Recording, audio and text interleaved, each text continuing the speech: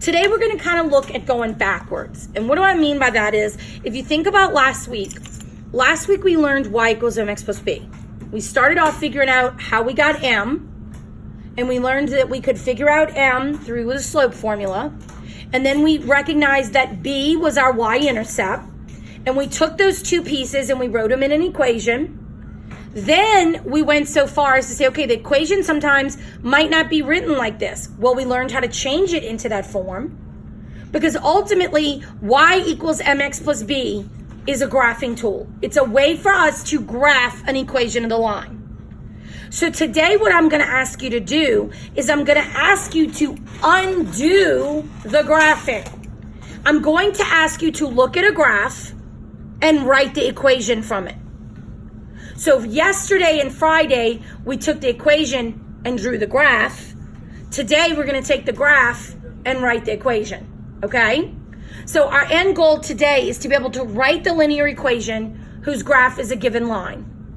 So if we look at our first graph, which is the first model, figure 1 on your paper, what are the two things in y equals mx plus b you have? What are you given in the equation? The y-intercept. You're given the y-intercept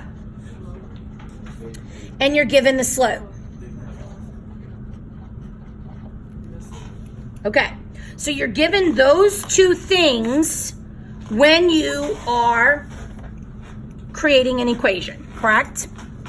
All right, so if that's the case and we need those two things to write an equation, then if we're looking at a graph and we have to write an equation from it, we're going to have to find those two things on the graph. Do you agree?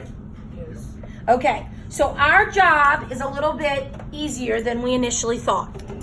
We're just going to go in and we're going to look for the y-intercept and we're going to look for the slope, and we're able to write the equation.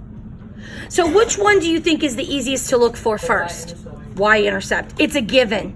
Guys, on any test that you take, always look for the y-intercept first because it's the easiest. It's right there. It's staring you in the face. So if I look at this model, my y-intercept is -3. So look at that. I easily have my b. Now the second thing that I need is my slope. And we learned that you must have how many points to get slope? But I only have 1. So what can I do? Rise over. Pick another point, a nice, pretty, accurate point. So I'm going to travel on my line and I find another one at 3, -1. After I get that second point, I can do rise over run, staircase method.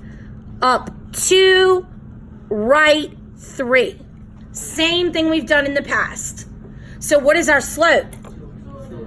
2/3. So now can I write my equation that I have the m and the b? What is it? Y equals 2/3x minus 3. Now, very careful, since this is a -3, it's a -3 here, okay? Dalen, do you see that? Okay. Wrong person. You know what I meant, right? Okay, so the -3, it is not plus minus 3, it's -3. The plus goes away, okay? Let's do one more model. So we need the b and we need the m. So what's the b? +2, very good. Now to get the slope, how many points do I need? 2. So I'm going to travel along the line and I'm going to find the next closest point. I'm going to do rise 1, run -4.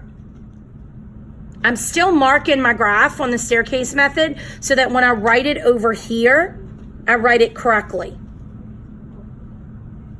Now my equation, what is it? Y equals 1 over -4x plus 2. +2 because that's a +2. It's positive.